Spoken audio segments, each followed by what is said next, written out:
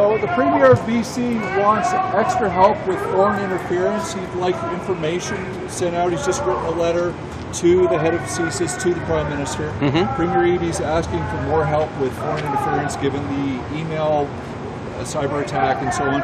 What do you think of that as a Lower Mainland MP? Well, I think foreign interference in a lot of different forms has been a fact of life in British Columbia for some time. There were news stories a few years ago about municipal politicians that they believe had been compromised. So I don't know if there's a provision for Mr. Eby, for instance, to get the security clearance to view the unredacted report. But no, I think it's a legitimate ask, and I presume we'll do what we can to help out. Looking in retrospect, when they talk about lots of community groups being co-opted by foreign governments, and that's the way in which foreign interference plays out, do you look back at any of your own interactions and think, maybe that group wasn't a good idea, maybe I should think a little strongly going forward who I'm meeting with and how? Oh yes, yeah. I went to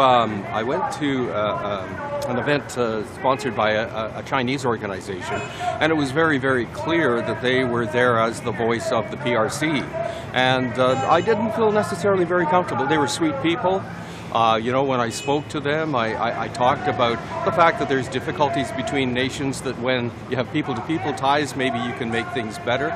But yes, Mr. Atwell, who of course crashed a party during the Prime Minister's India trip, was actually a member of my riding association back before I became involved.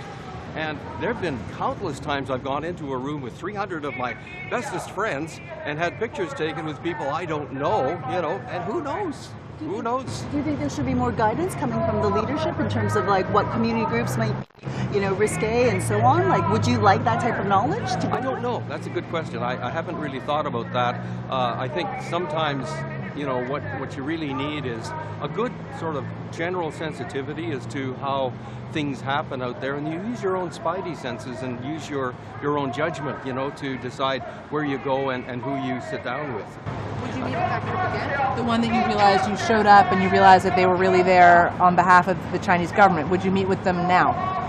No, I wouldn't attend their event. They would always be welcome to come to my office, sit down over a cup of tea and talk about things that are important to them. I mean, when we're door knocking, in the last 3 elections, I would run into people from a particular community who were right on side with the PRC or with Mr. Modi, et cetera, and they were very overt about, where their loyalties lie on certain issues, and that's okay. That's all part of it.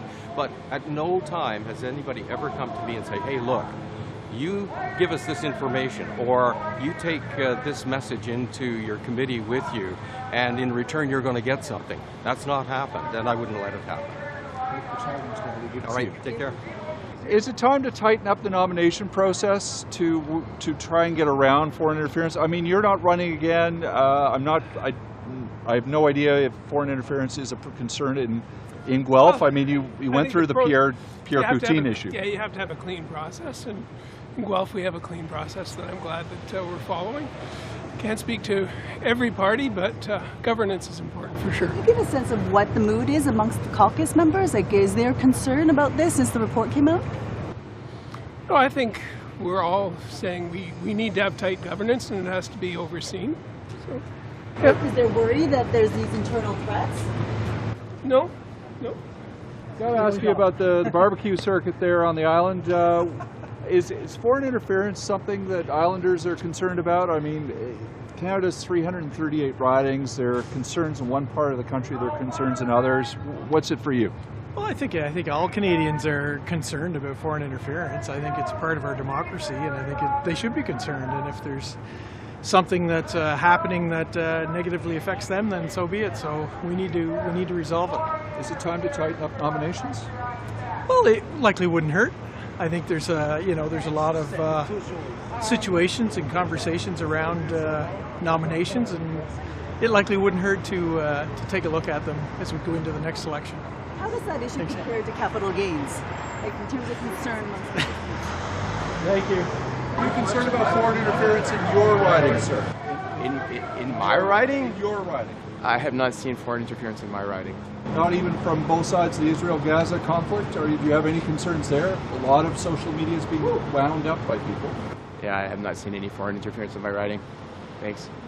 Is it time to change the nomination process to tighten things up? I mean, foreign interference is not a hugely known thing in southwestern New Brunswick, but overall? I was going to say you hit it right out of the park. I mean, I think this is riding specific, but it comes down to the political parties doing a better job policing their nomination. So I have no issue with it in my riding and on my side of the aisle. But political parties are sort of their own thing. Doesn't matter what color they are; they're sort of their own entities. But this, look, I view the nominations as important, but it's also a sidebar issue. This is about a government that is denying what is happening. You look at the NSICOP committee, which is made up of cross-bench members on the House of Commons and the Senate, and the Prime Minister and Dominic LeBlanc are taking issue with what they're saying, when in fact there is unanimity amongst the parliamentarians about what they think is happening.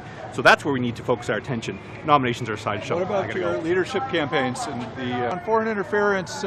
What do you think should happen now? Mr. Blanchette's still getting briefed. You know, sorry, he hasn't been briefed yet. He's trying to get his clearance. Your leader has come out strongly, Ms. May this morning. Where do you think the NDP lie on this? You know, I think we are on a good spot, you know, responsible. Our leader is there to protect Canadians and our institutions and democracy. I hope Mr. Poilievre could do the same thing and say the same thing, which is not the case right now. Do you think the nomination process should be tightened up? We have already a really serious nomination process at the NDP, and maybe other parties could be inspired by our practice. La commissaire Hogg va étudier ce qui est dans les documents essentiellement, là, ce dont ça arrive. Là. Qu'est-ce que vous pensez de ce qu'elle a annoncé aujourd'hui? Bon, écoutez, c'est pas à moi de dire à la procureure Hogg comment agir et diriger sa propre commission. Pour l'instant, on lui fait confiance au NPD. Puis je pense qu'elle a les outils qu'il faut et on veut lui donner tous les outils qu'il faut pour faire le travail, aller au fond des choses, et puis être sûr que tous les parlementaires ici travaillent pour les Québécois et les Canadiens et non pas pour une puissance étrangère.